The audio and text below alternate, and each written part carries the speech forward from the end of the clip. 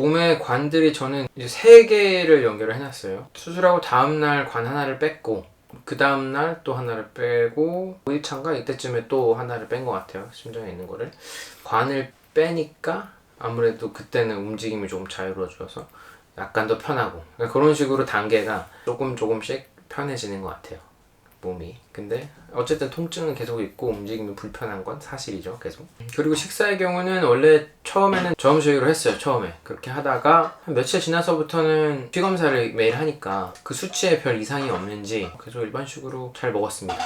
그리고 먹는 거랑 뭐 소변량, 얼마나 대변을 봤는지 이런 것도 체크를 해야 되고, 특히 수분량이 중요하다고 해요. 들어오는 거 대비 얼마나 나가는지 그거를 계속해서 체크를 해야 됩니다. 물을 얼마나 마셨는지. 그래서 그 하루에 매일매일 그 섭취량, 배설량 이렇게 해가지고 다 계속 적어줘야 돼요. 들어오는 거에 비해 소변량이 부족하다 그러면 화장실 한번 다녀오시라고 그런 식으로 얘기를 해줍니다.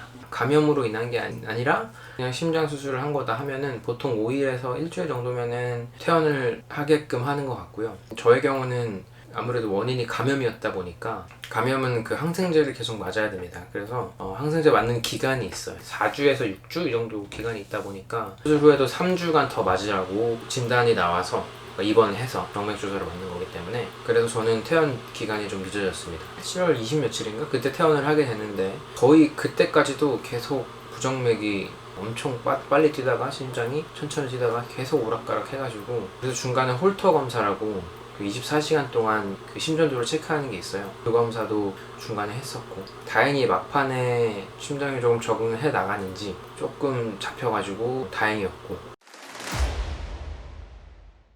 퇴원해서는 사실 저는 남들보다 한 2주 정도 늦게 퇴원한 건데도 불구하고 갈비뼈가 붙어야 되니까 그것 때문에 이게 회복 시간이 오래 걸리는 거거든요.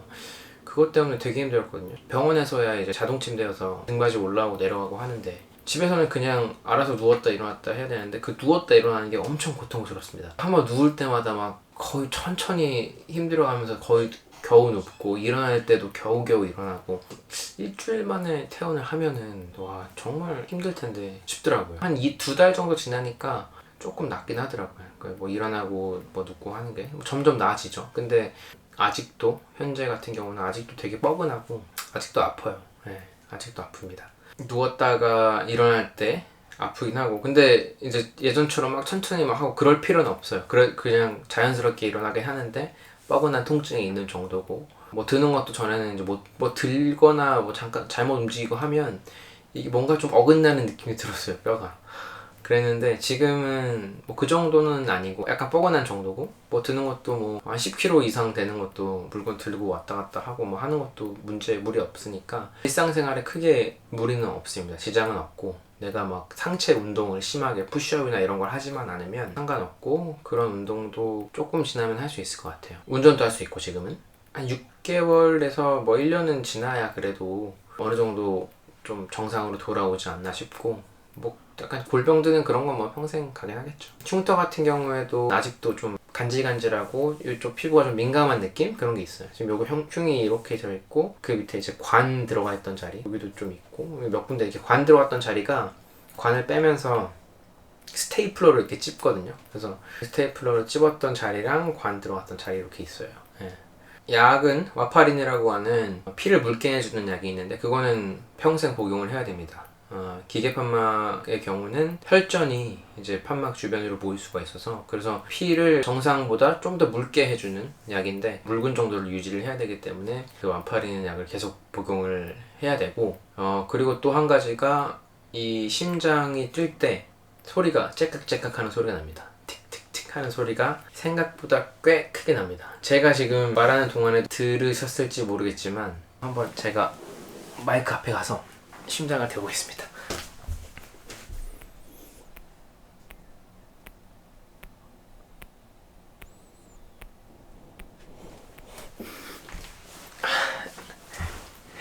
네, 이 소리가 생각보다 크게 나요.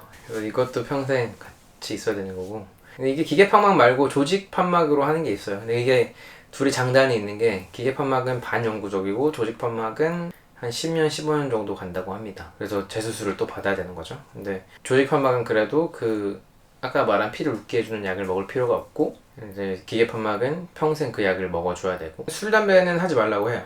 특히 뭐 담배는 백해 무익하고, 술은 약을 계속 먹으니까 간에 무리가 가기 때문에 그래서 먹지 말라고 하는데, 그래도 조금씩은, 술은 안 먹을 수가 없으니까 조금씩 먹고. 그리고 몇 가지 더. 가장 통증이 있을 때가 재채기 할 때가 가장 아픕니다. 재채할 때는 순간적으로 몸의 근육이나 뭐 아무튼 이거 확 쓰게 되잖아요. 재채기를 할 수 있게 된 지가 얼마 안 됐어요. 그러니까 3달쯤 되니까 재채기도 아직도 아픈데 그나마 그냥 아프지만 할 수 있을 정도고, 초반에는 재채기 자체를 안 했어요. 하면은 한번 처음에 해보려다가 나오니까 하려다가 너무 아파가지고 그냥 지가 알아서 들어가더라고요. 하다가 제가 알아서 들어가고, 그때 이후로는 나올라 그러면 코 막고 참고 계속 이렇게 하다가 한번 해볼까 해서 얼마 전에 해봤는데 아프지만 할만은 하다 하고 있는 상황입니다. 지금까지 간략하게 심장 수술하게 된 과정과 현재의 몸 상태에 대해서 한번 이야기를 해보았는데요. 갑작스럽게 이렇게 아프면서 그전까지 건강했는데 많은 생각이 들더라고요. 무엇보다도 보험은 꼭 들어야 된다 하는 거. 참 모르는구나, 어떻게 될지, 언제 어떻게 될지 모르는구나 싶으면서도, 그러면서도 사실 아무 생각이 없기도 해요. 너무 얼떨떨합니다. 아무튼 여러분들은 모두 건강하시고 행복하시길 바랍니다. 저도 그럴 거고요. 모두 행복합시다. 그럼 이만 빠이 럴리였습니다.